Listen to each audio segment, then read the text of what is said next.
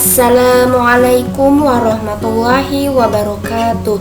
Kembali lagi di video pembelajaran kelas 5, tema 3, subtema 2, mata pelajaran PPKN dan SBDP.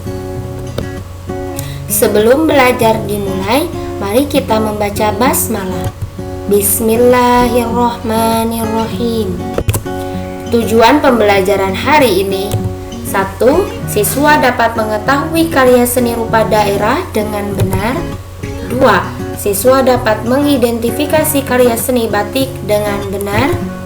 3. Siswa dapat memahami keragaman dalam suatu organisasi dengan benar.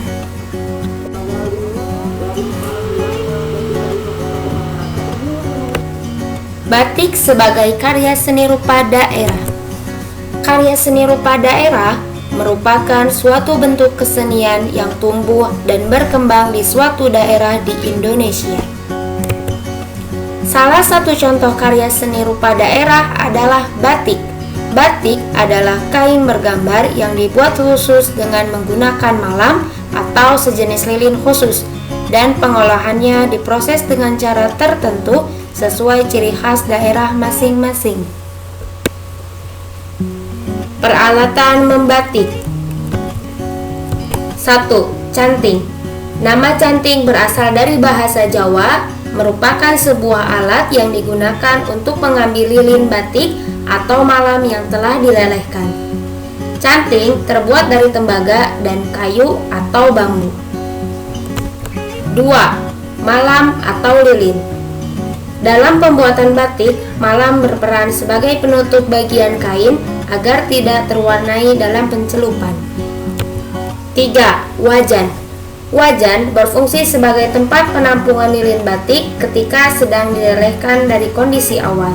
Biasanya, wajan yang digunakan dalam proses membatik terbuat dari bahan aluminium atau tembaga dan diletakkan di atas kompor kecil. 4. Kompor. Kompor kecil adalah alat yang digunakan sebagai sumber panas ketika melelehkan lilin batik. Jenis batik. 1. Ciri-ciri batik tradisional. Coraknya memiliki makna simbolik, umumnya bermotif ular, pogada, geometris, serta barong. Warnanya cenderung gelap, misalnya hitam, coklat, kehitaman, atau putih. Motif batik merupakan ciri khas daerah asal. 2. Ciri-ciri batik modern. Coraknya tidak memiliki makna simbolik khusus, umumnya bermotif tumbuhan dan rangkaian bunga. Warna cenderung bebas, misalnya biru, merah, atau ungu. Motif batik bukan ciri khas daerah asal. Teknik membatik. 1. Teknik tulis, teknik cap, teknik cetak atau sablon, teknik celup ikat, dan teknik colet. 1. Teknik tulis, di mana pembuatannya menggunakan canting dan waktu pengerjaannya kurang lebih 2-3 bulan. 2. Teknik cap.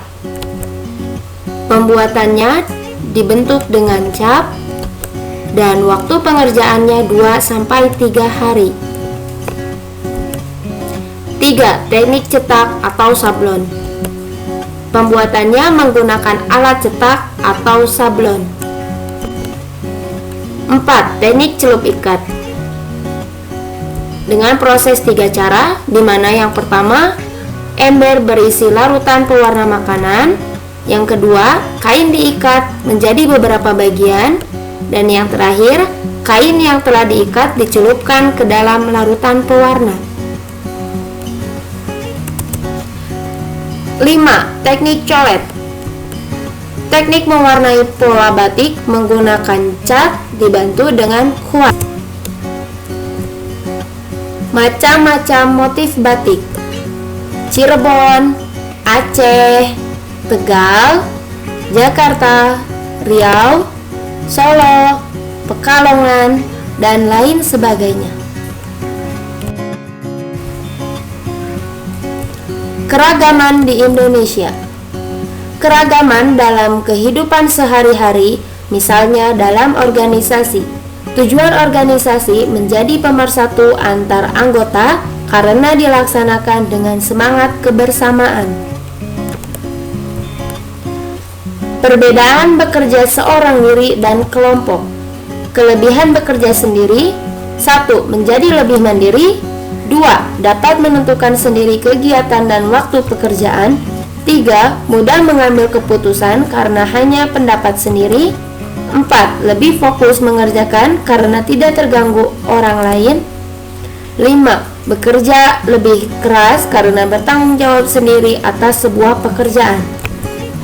Kekurangan bekerja sendiri: 1. Pekerjaan dapat selesai lebih lama.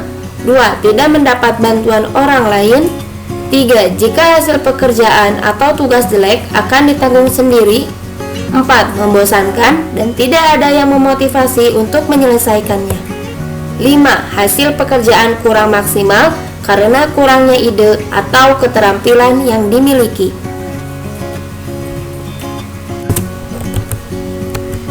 Kelebihan bekerja kelompok: 1. Hasil pekerjaan lebih maksimal karena dipikirkan oleh banyak orang.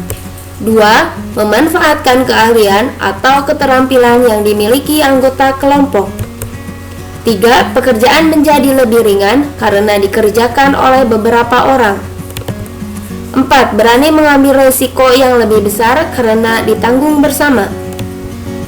Kekurangan bekerja kelompok: 1. Sulit menentukan keputusan karena banyak pendapat dalam kelompok.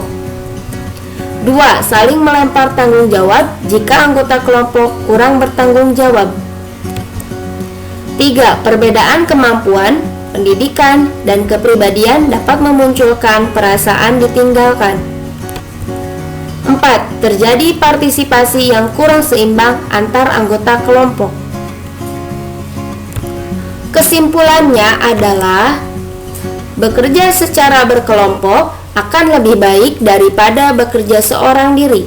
Bekerja sama dalam keragaman mengajarkan kita untuk bertoleransi.